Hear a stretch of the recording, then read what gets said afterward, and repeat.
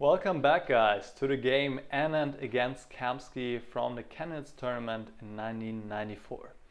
So we just left this position where I played rook from a8 to e8, pinning the knight on e3, and the rook himself cannot be taken really because then black's rook is hanging as well. And we had seen this move rook e8 before, and black was able before to play knight g4 to de-pin his rook and threatening mate, but in this position with the king on g5, white can play h4 with check, and in the next move simply takes on e2 and is completely winning. So that doesn't work. But our Kamsky came up with yet another strong move. He played f4. Amazing. So kind of protecting the knight on e3, because now again, well, if rook takes e3, then simply f takes e3, and no, that's not good. And then play queen e4. He had another option here to play h4 check. It's also very interesting. King h6 and now queen e4. And it should end in a draw here. g6 and now queen e7. And after queen f3, white should give the perpetual here of queen g5, king g7, and queen e7 check. So that would be a draw. But queen e4 is fine too.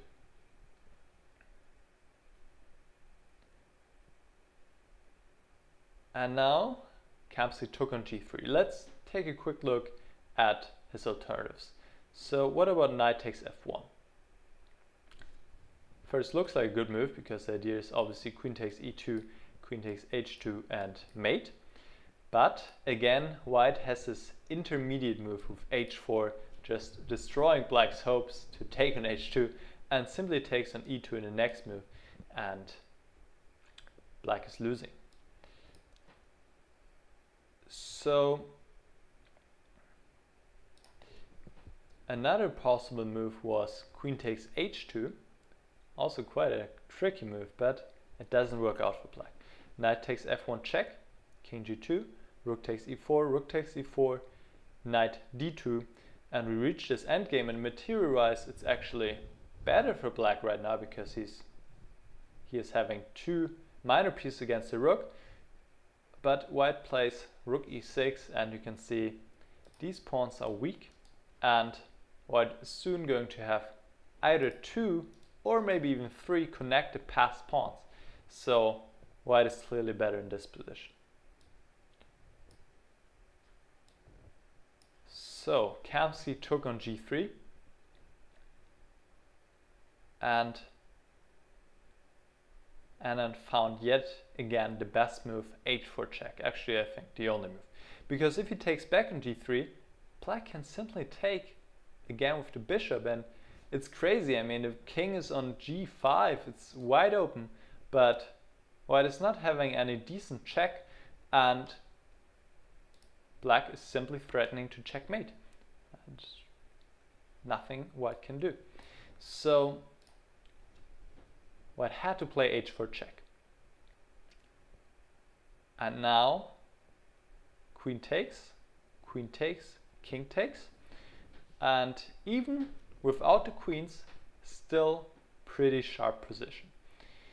So obviously rook takes e3 fails to g takes f2 check, followed by simply taking the rook, and f takes e3 fails to g2, and this pawn is simply too strong. King h3, threatening mate even already, so white has to play rook e5, but this rook endgame is just completely hopeless here.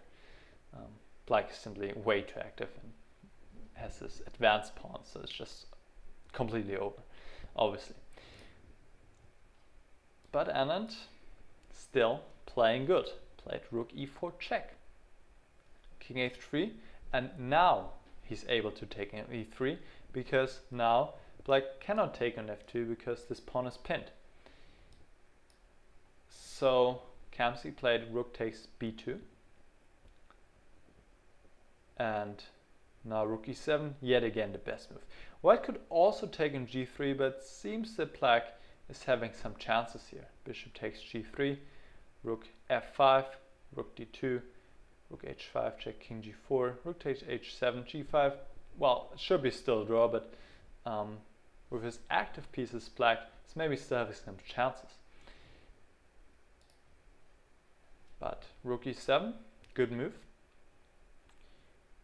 Now g2 doesn't work because of simply the rook moves back to e3 with check and white takes on g2. So bishop f4. Now f takes g3, also necessary. And now rook g2 check. So black obviously is already having perpetual, and he gave some checks here, probably also to pass the time control. So now they reach the 40th move, king g1, and here he actually fought on with bishop g5. If he takes on g3 here, his rook takes g7, and that should be also a draw. So he tried bishop g5. Now obviously white cannot take on g7 because of bishop e3, so the rook has to protect the square. And Anand played rook e5. If you place the rook somewhere else, let's say to e6, then rook g2, king h1, rook c2 would be still dangerous for white, because, well, just this, all these active pieces of black, especially king on h3, is causing white a lot of problems. And again, rook takes c6 fails to check, and bishop e3. But once again, Anand knew what he was doing and played rook e5, and now Kamsky didn't have anything better to repeat moves to rook g2 and rook h2. Actually here they agreed to draw. Yeah, fantastic game, I believe, because such an interesting middle game. Kamsky played this incredible move rook 8 to e3, and it looked like pretty much that he was winning immediately, but then Anand stroked back rook 8 check, and he had all his tactical blows, and just in general very high quality game. Just amazing how they found all these moves, and just the right result here, the draw. And I found it quite an amazing game, and I can quite understand why it's Magnus Carlsen's favorite game. So let me hear what you think about this game. You can write it in the comments, and maybe if you have any questions or if I missed anything in my analysis, then please point it out, and I'll be happy if you subscribe to my channel. Alright, thanks for watching, and see you soon. Bye.